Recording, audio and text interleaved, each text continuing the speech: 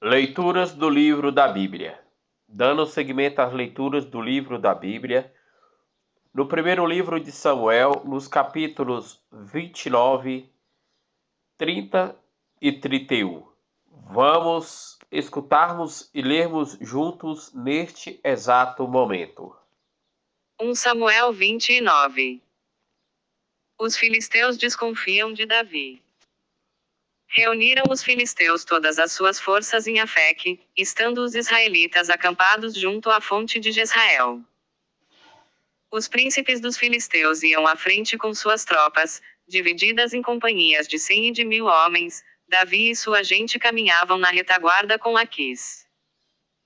Os chefes dos filisteus disseram: Quem são esses hebreus? É Davi, respondeu Aquis, servo de Saul, rei de Israel, que está em minha companhia há muitos dias, e mesmo há muitos anos. Nada tenho a censurar-lhe desde o dia em que se refugiou junto de mim até hoje.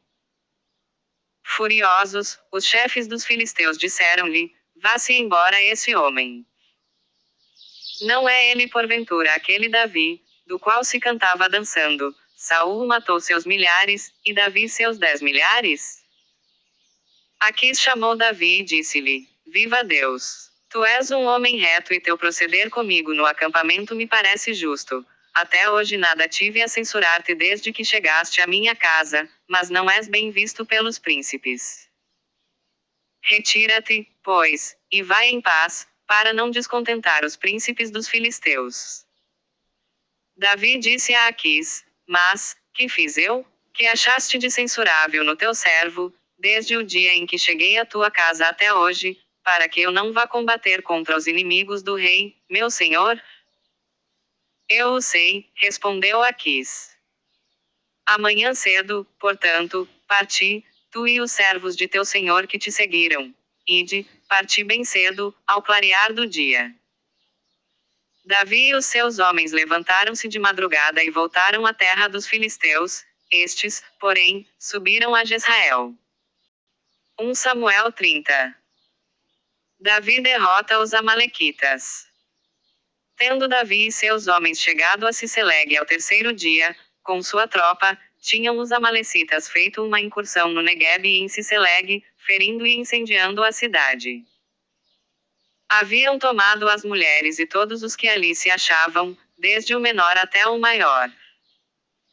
Davi e seus homens, ao chegarem, encontraram a cidade incendiada, e suas mulheres, filhos e filhas levados cativos. Por isso choraram até não poder mais. As duas mulheres de Davi, Aquinoã de Jezrael e Abigail de Carmelo, viúva de Nabal, estavam também presas. Davi afligiu-se em extremo, porque os seus queriam apedrejá-lo, estando todos amargurados por causa da perda de seus filhos e filhas, mas Davi se reconfortou no Senhor, seu Deus. E disse ao sacerdote Abiatar, filho de Aquimeleque: Traze-me o efode. Abiatar trouxe-lhe o efode.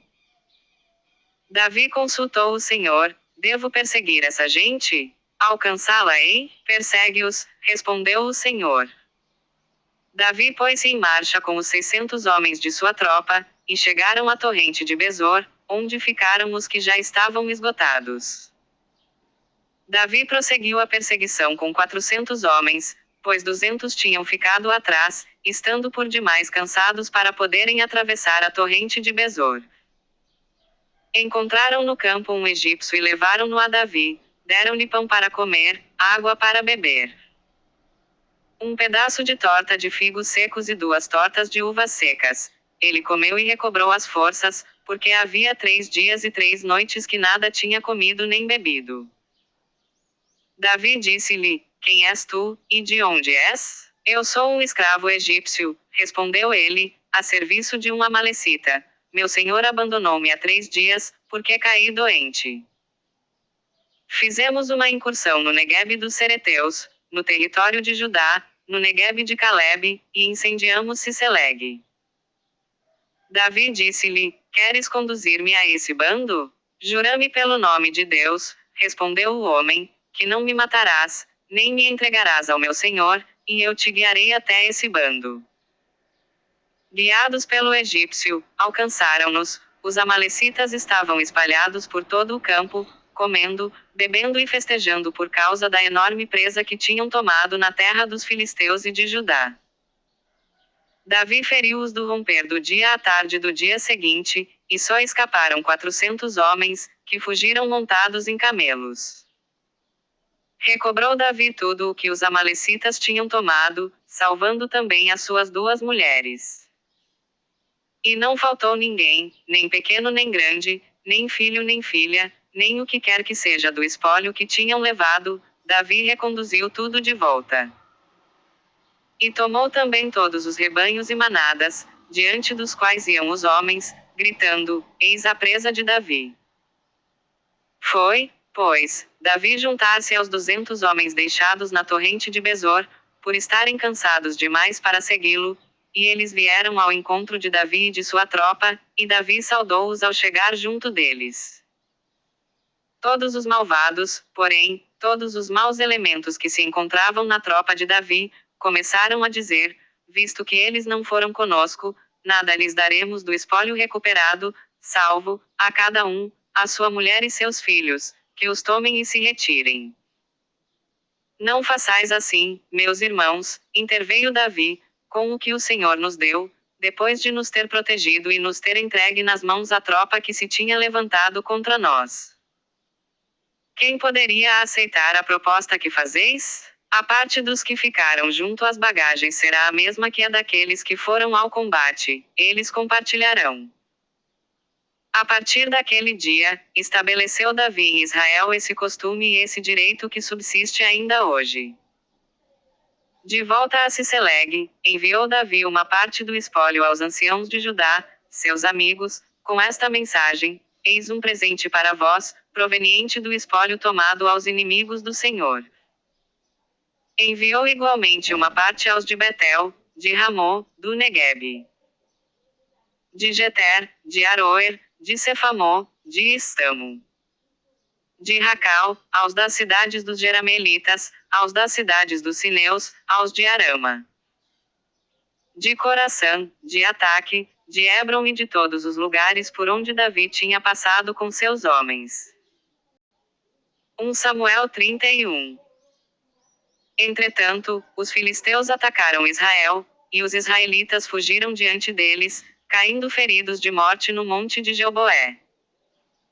Os filisteus investiram contra Saul e seus filhos, matando Jonatas, Abinadab e Melquizoá, filhos de Saul. A violência do combate concentrou-se contra Saul. Os arqueiros descobriram-no e ele foi ferido no ventre. Disse ao seu escudeiro: tira a tua espada e traspassa-me, para que não o venham fazer esses incircuncisos, ultrajando-me. Mas o escudeiro não o quis fazer, porque se apoderou dele um grande terror. Então tomou Saul a sua espada e jogou-se sobre ela. O escudeiro, vendo que Saul estava morto, arremessou-se também ele sobre a sua espada e morreu com ele. Assim, morreram naquele mesmo dia, Saul e seus 3 filhos, seu escudeiro e todos os seus homens. Os israelitas que moravam além do vale e além do Jordão, vendo a derrota do exército de Israel e a morte de Saul com seus filhos, abandonaram as suas cidades e fugiram. No dia seguinte vieram os filisteus para despojar os cadáveres e encontraram Saul e seus 3 filhos caídos no monte Gilboé. Cortaram-lhe a cabeça, despojaram-no de suas armas, e as enviaram por toda a terra dos filisteus, para que se publicasse essa boa nova nos templos de seus ídolos e entre o povo. Puseram as armas de Saul no templo de Astarte e suspenderam o seu cadáver nos muros de Betsan. Quando os habitantes de Jabes em Galaade souberam do que os filisteus tinham feito a Saul, puseram-se a caminho os mais valentes dentre eles, e andaram toda a noite, tiraram das muralhas de Betsan os cadáveres de Saul e de seus filhos, e voltaram a Jabes, onde os queimaram. Tomaram os ossos e os enterraram debaixo da tamareira, em Jabes. Depois disso jejuaram 7 dias.